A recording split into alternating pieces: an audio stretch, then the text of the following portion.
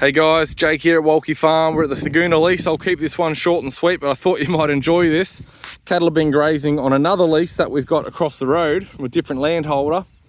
Been there for a little while and we just marched them back. It was a big headache a couple of weeks, well not a couple of weeks, about a week ago we tried to bring them back, and when they got to the corner and turned around and started coming back down the road, I couldn't keep enough pressure on them. A few calves in the mix, and everyone who hadn't come through the fence ran back along it. Typical issue, we were rushing the job and weren't set up with a back fence or whatever. So those cattle are over there. Just got these ones in. We had to basically cut in a 600 metre laneway and just go slow and easy and keep moving the back fence up behind them. There was still a bit of feed over there, so they weren't too motivated to move, but we got them back on the home lease. This is my parents' property here in Thagoona, and this is the old market garden. So this area here is about 700 or 800 metres square. We used to do market garden beds here, and I figured out a long time ago that it's easier to raise cows than it is to grow carrots. Vegetables are high labour, and because even though their life cycle's so short, 30 days, 45 days, 90 days, whatever, the ability for everything to go wrong, or just the amount of weeding when you're trying to do organic and also have it presentable. I think if we were a bit more permaculture minded and didn't mind all the different plants coming through, but we were trying to do tours and make it all look schmick, and anyway, we tried for a while, figured out that market gardening wasn't for us, and we'll stick with livestock. Haven't regretted that for a moment. So here's the bulk of my cows. These animals here are the shorthorns that they be in calf. Well, they're dropping Bomvu's third crop now. These cows here are about 11, 12 years old. I bought them when they were 10-year-old, most of them. And I've had them a few years, and they're big, roomy cows like this strawberry roan shorthorn that just walked away from us. Should be every part of 700 kilos. They're just too big.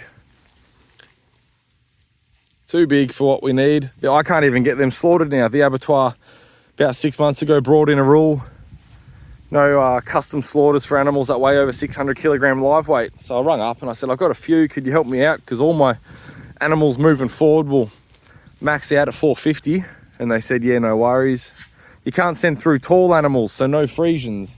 You can't send through heavy animals, so no cull cows in a British breed. You can't send through bulls, nothing with a horn. So nothing with a long horn. That little horn there would be all right, but nothing that prevents them from running up the race in a quick fashion. That animal there would probably be about the longest. I'm going to send her in a fortnight. I've got a list here of animals that didn't keep body condition over winter. We did very, very little supplementary feeding. Winter and autumn were very dry, not much feed at all. And some did really well, some didn't. So that one there that I just pointed out in front didn't do very well at all. There's another brindle one there that didn't do well. There's 5 that slipped. So I've got them written down in my book. And now that they're fat, because of the nice amount of feed in front of them, we'll put them through. Cattle are starting to get a shine on them.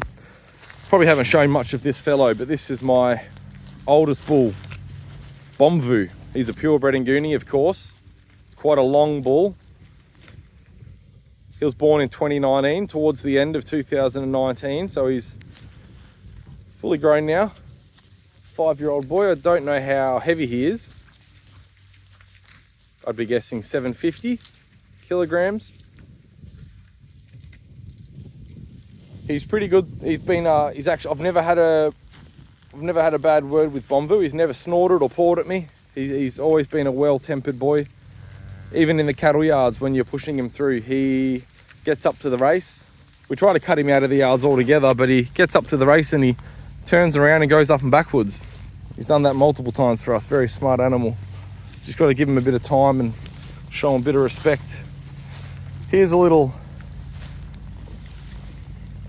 This animal here is interesting. This is an Nguni shorthorn young bull, almost a yearling.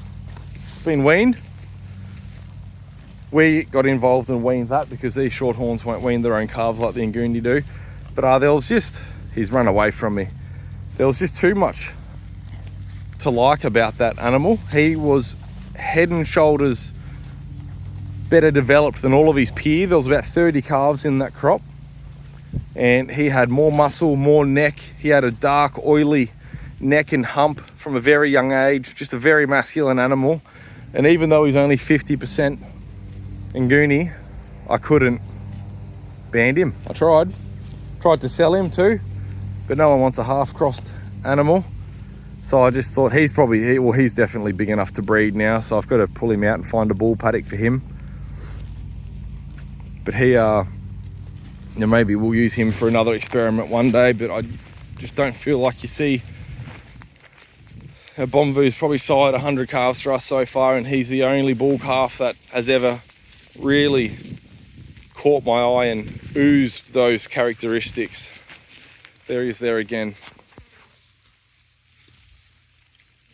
Good gut capacity. The Nguni humps are meat, not fat. They're a flesh hump.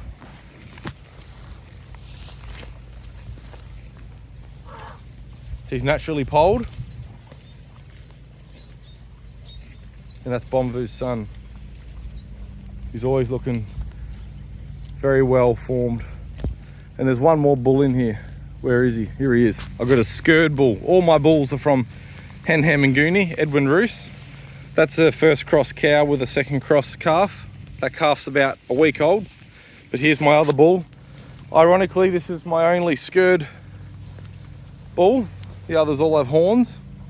And he's the only one that he's a bit spicy. He snorts at me and blows at me and gives me the evil eye. And he's not nice in the yards at all. So how's that for your horned?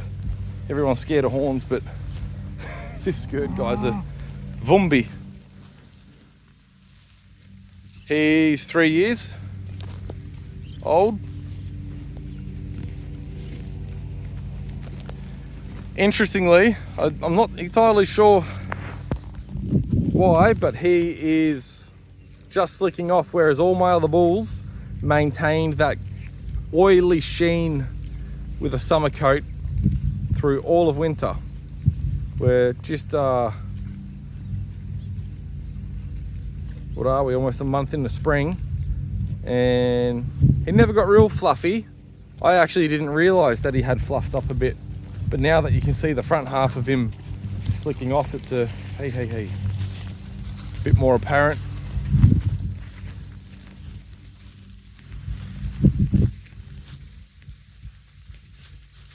Anyway, said this would be a quick one. I got work to do. See you guys.